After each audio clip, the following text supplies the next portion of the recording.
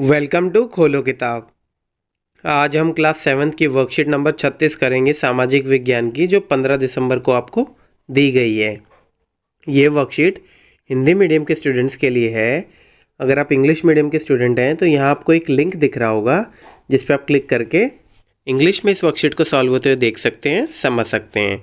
अगर आप चैनल पर नए हैं तो इसको सब्सक्राइब कर दें और वीडियो पसंद आने पे लाइक, कमेंट और शेयर करना ना भूलें। तो चलिए देखते हैं। सबसे पहले विद्यार्थी यहाँ अपना नाम लिखेंगे या कक्षाध्यापक का नाम हो जाएगा। तो पिछली 4-5 वर्कशीट से हम बात कर रहे थे ईश्वर से अनुराग वाले आपका जो टॉपिक है, चैप्टर है, उसी में। तो उसी में और फर्दर हम आगे बात करेंगे, उसको देख लेते हैं। प्यारे बच्चों, जिस समय भारत में भक्ति आंदोलन का उदय हुआ, लगभग उसी समय के आसपास मध्य एशिया में सूफीवाद उभरा। आज के कार्य पत्रक के माध्यम से हम सूफीवाद के विस्तार में विस्तृत जानकारी जानेंगे। इस्लाम और सूफी मत। इस्लाम ने एक शेरवाद यानी एक अल्लाह के प्रति संपूर्ण समर्पण का दृढ़ता से प्रचार किया। 8वीं और 9वीं शताब्दी में धार्मिक विद्वानों ने पवित्र कानून, शरिया और इस्लामिक धर्मशास्त्र के विभिन्न पहलुओं को विकसित किया। तो आपको पता ही है, मुस्लिम भाइयों को ज़्यादा पता होगा कि शरिया कानून जो है यहाँ पे, उसको आज भी फॉलो करते हैं और उसी के बारे में इन्होंने प्रसार किया। इस्लाम धीरे धीरे और जटिल होता गया, जबकि सूफियों ने एक अलग रास्ता दिखाया जो ईश्वर के प्रति व्यक्तिगत समर्पण पर बल दिया। मतलब कोई मूर्ति पूजन नहीं, व्यक्तिगत समर्पण। किसी को धर्मगुरु या वो नहीं मानना, सिर्फ व्यक्तिगत समर्पण। सूफी लोगों ने मुस्लिम धार्मिक विद्वानों द्वारा निर्धारित विशुद्ध कर्मकांड और आचार संहिता को बहुत कुछ अस्वीकार कर दिया।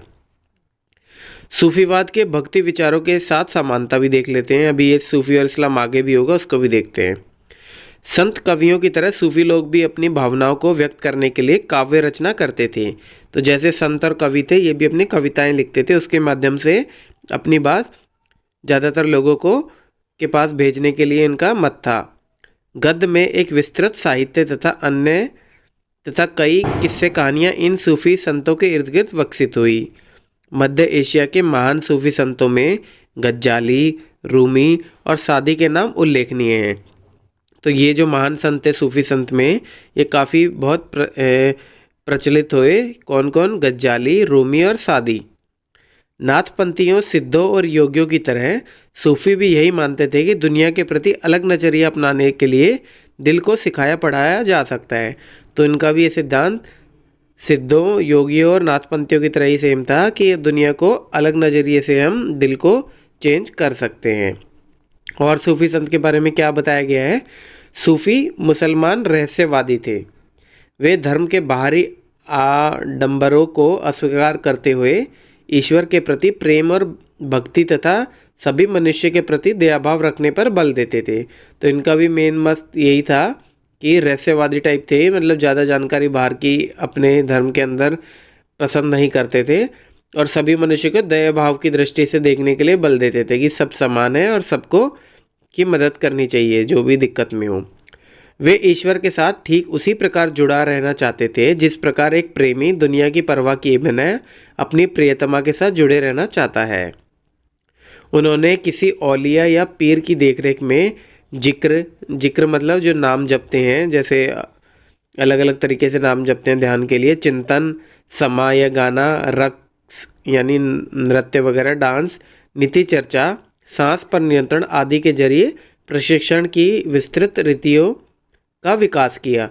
मतलब उनका भी जैसे हिंदू धर्म में योग वगैरह पे था, उनका भी ध्यान इसी पे था कि अपना ध्यान मग्न होना चाहिए। इसी प्रकार आध्यात्मिक सूफी उस्तादों की पीढ़ियों सिलसिलों का प्रादुर्भाव हुआ। इनमें से हर एक सिलसिला निर्देश व धर्म क्रियाओं का थोड़ा बहुत अलग अलग तरीका अपनाती थी। थोड़े थोड़े वेरिएशन के साथ काफ़ियों ने इनको अपनाया। अब खानगा की बात करते हैं। सूफी संस्था जहाँ सूफी संत अक्सर रहते भी थे, उनको क्या बोलते हैं? खानगाह।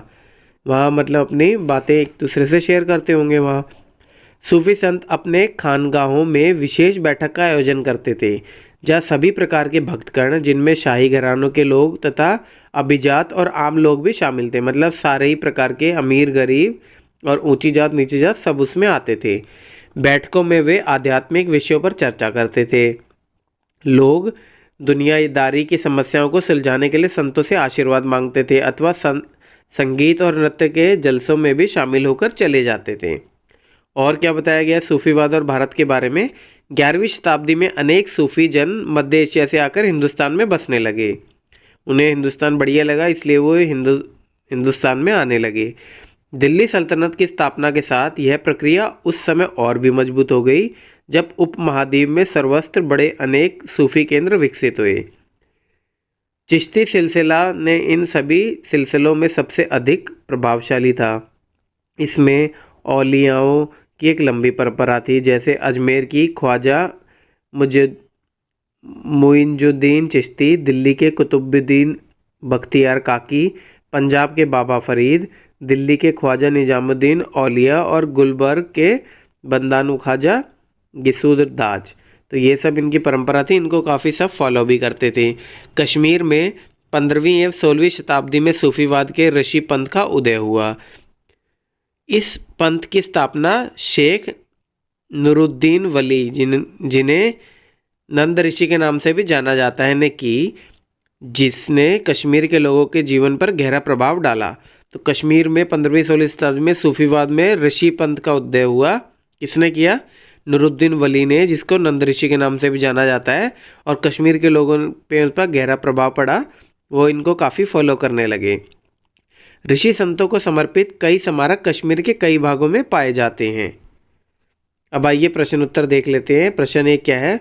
सूफियों के प्रमुख आचार व्यवहार क्या थे? तो सूफिया क्या क्या करते थे, आचार व्यवहार क्या थे? सूफी मुस्लिम रहस्यवादी थे, ये हमें पता ही है। वे धर्म के बाहरी आडंबरों को अस्वीकार करते हुए ईश्वर के प्रति प्रेम और भक्ति तथा सभी मनुष्य के प्रति दया भाव रखने पर बल देते थे। वे ईश्वर के साथ ठीक उसी प्रकार जुड़े रहना चाहते थे जिस प्रकार एक प्रेमी दुनिया की परवाह किए बिना अपनी प्रियतमा के साथ जुड़े रहना चाहता है। उन्होंने किसी औलिया या पीर की देखरेख में जिक्र, चिंतन, समा, रक्त, नीति चर्चा, सांस पर नियंत्रण आदि के जरिए प्रशिक्षण की विस्तृत रीतियों का विकास किया। तो इसमें कहने का मतलब ये है, ये प्रश्न उत्तर थोड़ा सा बड़ा लगेगा आपको, बट ये सब लिखने से ही आपको सारा समझ में आएगा।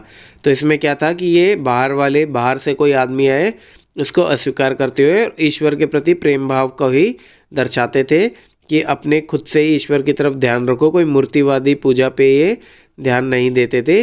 और साथ में इनका मेन विकास की जो ये चीज़ थी, उसमें ये क्या करते थे कि खुद के शरीर पे भी ध्यान देते थे, सांस पर नियंत्रण जैसे योगा में करते हैं, चिंतन, समा, ध्यान रखना कि अपने मन को शांत करना, इसी पे इनका जोर होता था।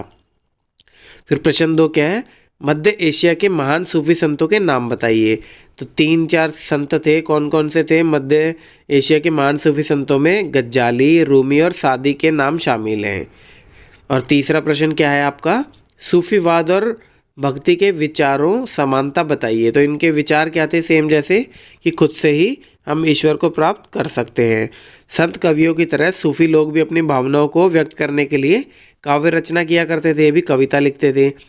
और नाथपंथियों, सिद्धियों और योगियों की तरह यह भी मानते थे कि दुनिया के प्रति अलग नजरिए अपनाने से दिल के सिखाया पढ़ाया जा सकता है। इसी के साथ हमारी ये वर्कशीट आज की कंप्लीट हुई।